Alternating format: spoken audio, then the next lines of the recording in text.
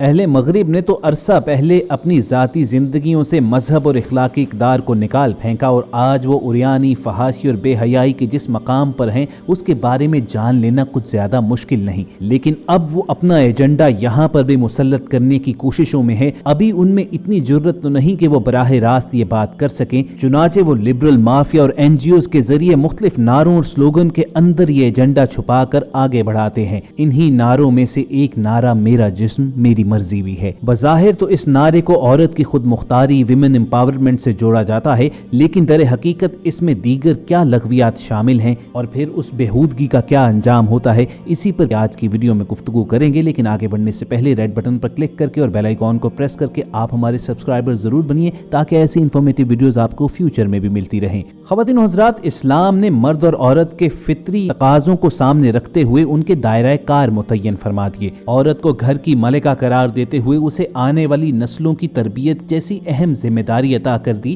تو گھر کے کفیل کے طور پر معاش اور دیگر بیرونی ذمہ داریوں سے عہدہ برا ہونے کے لیے مرد کا انتخاب کیا گیا، لیکن بوقت ضرورت اور مجبوری عورت کو باہر نکلنے کی اجازت بھی دی گئی، لیکن اس اجازت کے ساتھ کہا گیا کہ وہ حجاب میں رہ کر کام کرے۔ یہی وجہ ہے کہ خواتین کو مستورات بول کر پکارا جاتا ہے، اور مستور کا مطلب ہے چھپا ہوا۔ ترمذی شریف میں رسول کریم صلی اللہ علیہ وآلہ وسلم کا ایک ارشاد مذکور ہے کہ عورت پردے میں رہنے کی چیز ہے، جب وہ باہر نکلتی ہے تو شیطان اسے بہکانے کی کوشش میں لگ جاتا ہے۔ تو قرآن و حدیث کی یہ تمام تعلیمات جان کر ہماری بہنیں ایک مرتبہ ضرور یہ سوچ لیں کہ میرا جسم میری مرضی والا یہ نعرہ کس حد تک درست ہے۔ ہمارے جسم پر ہماری مرضی کس طرح ہو سکتی ہے جبکہ ہم بحیثیت انسان پابند ہیں اللہ تعالیٰ اور اس کے رسول صلی اللہ علیہ وآلہ وسلم کے احکامات کے۔ آپ کو ایک واقعہ بھی سنائے دیتے ہیں کہ جو ایک جریدے میں رپورٹ کیا گیا کہ جب اللہ تعالیٰ کے احکامات کی خلاف ورزی کی جائے گی، رسول کریم صلی اللہ علیہ وآلہ وسلم کی تعلیمات کو نظر انداز کیا جائے گا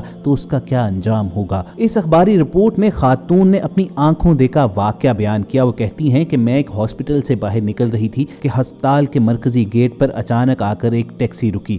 اس ٹیکسی میں سے ایک پولیس آفیسر اترا اور اس نے مجھے مخاطب کرتے ہوئے کہا کہ بہن، کیا آپ اس عورت کو اندر پہنچانے میں میری مدد کر سکتی ہیں؟ وہ خاتون کہتی ہیں کہ میں نے ٹیکسی کی پچھلی سیٹ کی جانب نگاہ دوڑائی تو وہاں پر ایک لڑکی لیٹی ہوئی تھی کہ جس کے کپڑے پھٹ چکے تھے، اس کے بدن پر زخم اور خون موجود تھا۔ اس کی حالت بتا رہی تھی کہ وہ کسی شدید حادثے کا شکار ہوئی ہے اور شاید اب اس دنیا میں نہیں رہی۔ کپڑے پھٹ جانے کی وجہ سے اس کا جسم کھل رہا تھا۔ جب میں نے اس کی یہ حالت دیکھی تو اپنی چادر کے ساتھ اس کا جسم ڈھانپنے کی کوشش کی، پھر وہاں پر موجود مردوں کی مدد سے میں نے اس لڑکی کو اسٹریچر پر ڈالا اور ان کی مدد سے ہی ایمرجنسی میں پہنچا دیا۔ ہاسپٹل ایڈمنسٹریشن نے بعد میں پولیس رپورٹ کے حوالے سے اس رپورٹر کو بتایا کہ وہ لڑکی دراصل پارٹی کرنے اپنے دوستوں کے ساتھ نکلی تھی، وہیں اس بدقسمت خاتون کے ساتھ گینگ ریپ کیا گیا اور پھر اسے رات کو سڑک پر پھینک کر وہ جرائم پیشہ لوگ بھاگ گئے۔ میرا جسم میری مرضی جیسے نعرے لگانے سے پہلے ایک مرتبہ مغرب کی عورت کا حال ضرور دیکھ لیجئے۔ وہاں پر شادی اور نکاح جیسا سوشل کانٹریکٹ تقریباً ختم ہو چکا ہے۔ حرام کاری اور بدکاری عام بات ہے، اور پھر وہی مرد انہیں تنہا چھوڑ کر چلے جاتے ہیں اور ان عورتوں کے بچوں کو اپنے باپ کا بھی پتہ نہیں ہوتا۔ اور اسلام اسی لیے بار بار عورت کے پردے کی طرف زور دیتا ہے کہ عورت کی جانب کوئی میلی نگاہ نہ اٹھا سکے، اور جہاں خاتون کو پردے کے بارے میں حکم دیا گیا وہیں مردوں کو یہ بات کہی گئی کہ اپنی نگاہیں نیچی رکھو۔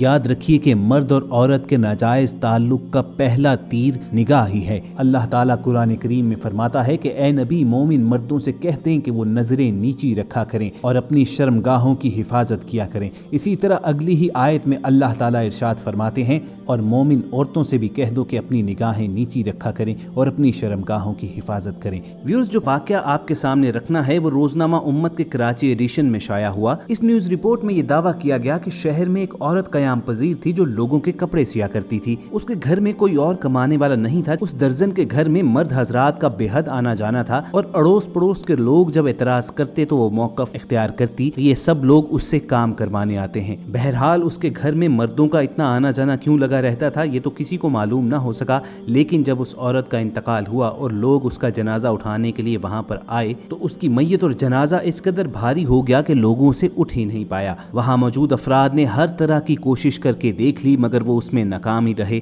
چنانچہ اس درزن کو وہیں دفنا دیا گیا جہاں اس کا جنازہ رکھا ہوا تھا۔ اب اس بات میں کیا راز پوشیدہ تھا یہ تو اللہ تعالیٰ کی ذات ہی جانتی ہے۔ تنہائی میں بھی اپنے آپ کو ایسے گناہوں سے بچانا چاہیے جو اللہ تعالیٰ کی ناراضی کا سبب بن سکتے ہیں۔ یہ اللہ تعالیٰ کی رحیمی اور کریمی ہی ہے کہ ہمارے گناہوں پر وہ پردہ ڈالے رکھتا ہے، لیکن پھر بعض اوقات وہ عبرت کی مثالیں بنانے کے لیے لوگوں کو اس کا گواہ بھی بنا ڈالتا ہے۔ ایسا ہی ایک واقعہ کراچی کی فرنٹیئر کالونی کے غوثیہ قبرستان میں پیش آیا، جہاں ایک بدخصلت عورت کی قبر بھی موجود ہے جو اپنی زندگی میں اپنے عزیزوں اور پڑوسیوں سے بدکلامی کرتی رہتی تھی۔ جب اس کا انتقال ہوا اور ورثاء نے اس کی قبر تیار کرنے کے لیے ہدایات کی تو کھدائی کے دوران بار بار رکاوٹیں آتی رہیں۔ جب بھی زمین گہری کھودی جاتی تو نیچے سے کوئی چٹان یا پتھر نکل آتے۔ بہت مشکل سے کئی گھنٹوں کی محنت کے بعد قبر تیار کی جا سکی، اور جب میت کو دفنانے کے لیے وہاں پر لایا گیا تو قبر کی دیواریں تنگ محسوس ہوئیں۔ ایسا لگتا تھا کہ گویا قبر بھی اس میت کو قبول کرنے سے انکار کر رہی ہے۔ یہ منظر دیکھ کر وہاں پر موجود افراد اور اس کے ورثاء گھبرا گئے۔ انہوں نے فوری طور پر علاقے کے امام مسجد کو بلایا، جنہوں نے وہاں پر آ کر اس میت کے لیے دعائے مغفرت کروائی اور قبر کے سرہانے کھڑے ہو کر وہاں پر تلاوت کی، جس کے بعد میت کو دفنانا ممکن ہو سکا۔ علاقے کے لوگوں کا کہنا یہ ہے کہ آج بھی بعض اوقات یوں محسوس ہوتا ہے کہ اس قبر سے باقاعدہ رونے کی آوازیں آ رہی ہیں۔ بہت بار لوگ یہاں پر اکٹھے ہوتے ہیں، اس کے لیے دعائے مغفرت کرتے ہیں اور عبرت کا سامان پکڑ کر واپس چلے جاتے ہیں۔ خواتین و حضرات، یاد رکھیے کہ نظر کی آوارگی ہی جنسی آوارگی کا باعث بنتی ہے، چنانچہ پاک دامنی کی پہلی شرط نظر کی حفاظت ہے، اور نظر کی حفاظت تبھی ممکن ہے کہ جب اللہ اور اس کے رسول کے احکامات و تعلیمات کی پیروی کی جائے گی۔ نظروں کے گمراہ ہو جانے اور تانک جھانک پر عبرتناک سزا کا ایک واقعہ آپ کو سنا دیتے ہیں۔ حکایات اولیاء میں آتا ہے، ایک شخص کی بہن شدید بیمار ہو گئی، وہ اس کی تیمارداری کرتا رہا حتیٰ کہ وہ وفات پا گئی۔ اس شخص نے اپنی بہن کے تجہیز و تکفین کا انتظام کیا اور قبر میں بہن کو اتارتے وقت بھی یہ خود قبر کے اندر اترا۔ اس کے کرتے میں دیناروں کی کچھ تھیلیاں تھیں جو تدفین کے دوران اندر ہی گر گئیں، اور جب تدفین کے بعد اسے یاد آیا تو بے حد پچھتاوا ہوا۔ علماء سے رابطہ کرنے پر علماء نے اسے کہا کہ اگرچہ دین اسلام مردے کی بے پردگی کی اجازت نہیں دیتا ہے، لیکن بوقت ضرورت اور مجبوری قبر کشائی کی جا سکتی ہے۔ چنانچہ وہ شخص چند لوگوں کو ساتھ لے کر اپنی بہن کی قبر کشائی کے لیے واپس وہاں پر پہنچا، اور جب اس نے قبر کھولی تو اندر سے آگ کے انگارے اور دہکتے شعلے نظر آئے۔